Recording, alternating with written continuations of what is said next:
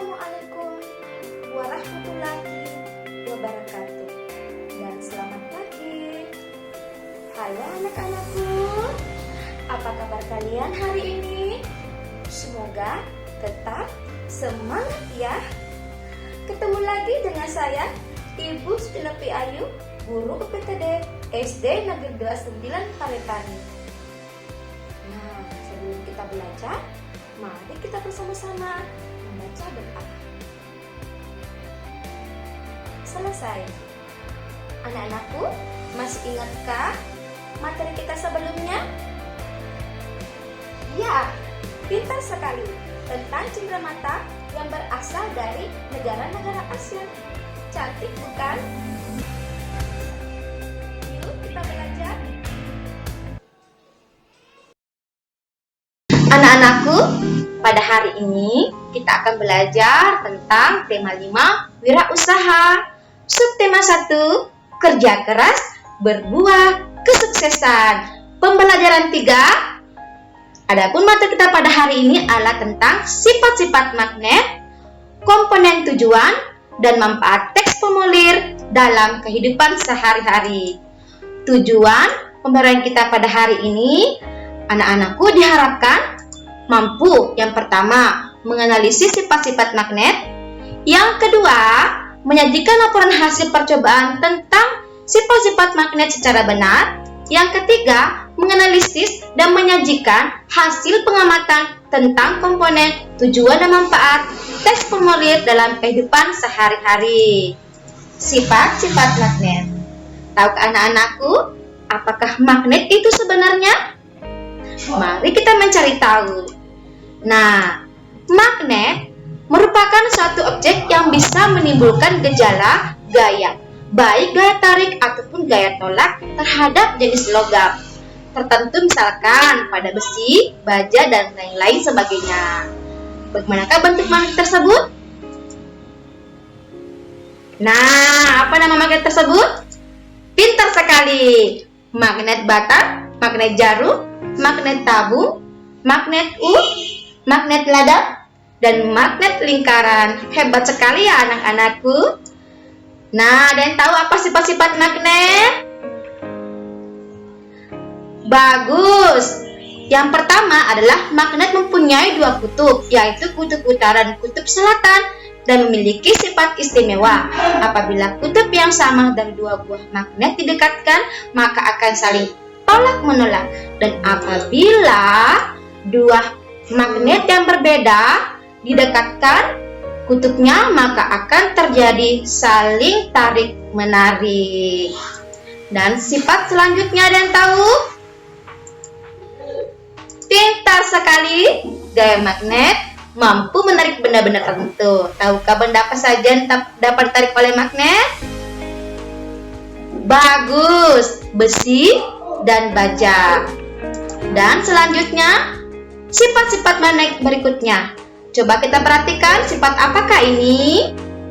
Iya, gaya dapat menembus benda. Misalnya, kamu membungkus satu benda dengan kertas, maka magnet masih bisa menarik besi di sekitarnya. Dan sifat yang terakhir ada yang tahu? Hebat sekali anak-anakku. Magnet memiliki medan magnet di mana semakin kuat gaya magnet, di mana medan magnet adalah gaya di sekeliling magnet. Semakin kuat gaya magnetnya, maka semakin luas medan magnetnya. Jadi ingat, kekuatan magnet itu yang paling kuat pada ujung-ujung kutub-kutubnya.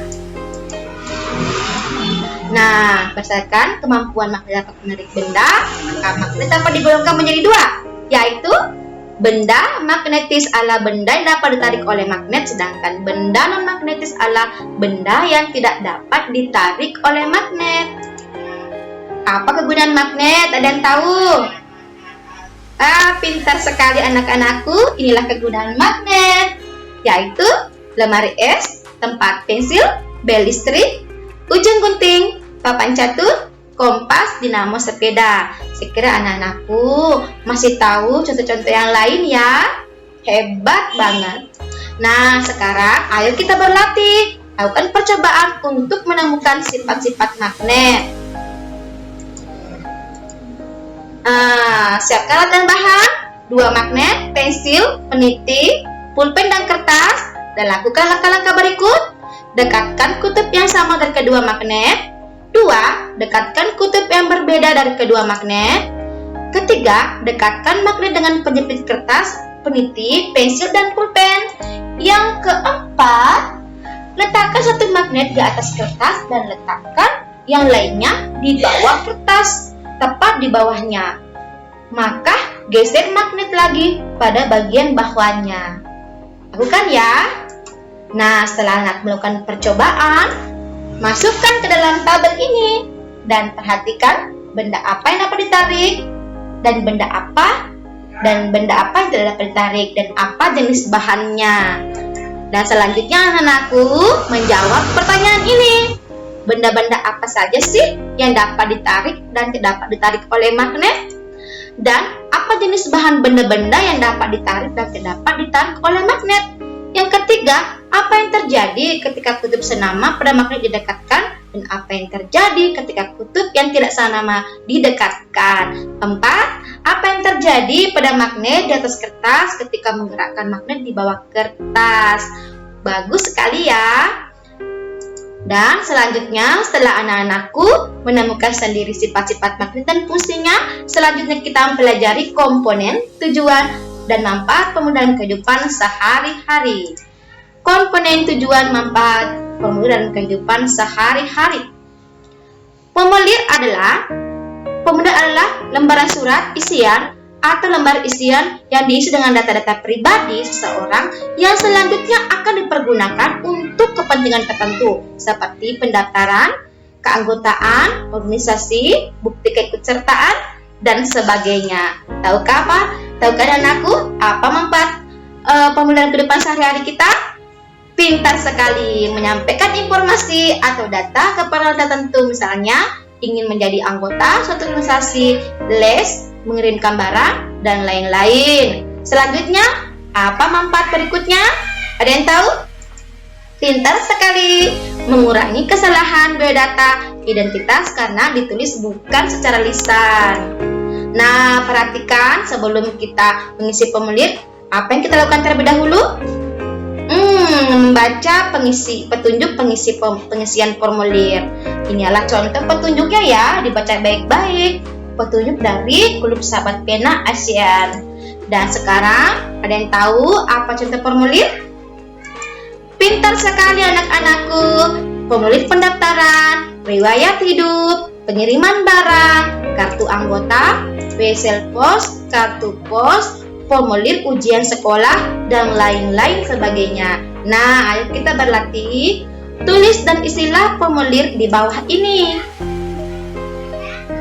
Dan ingat, sebelum kalian mengisinya, anak-anakku harus dulu membaca petunjuk dengan baik. Dan jawablah pertanyaan ini ya.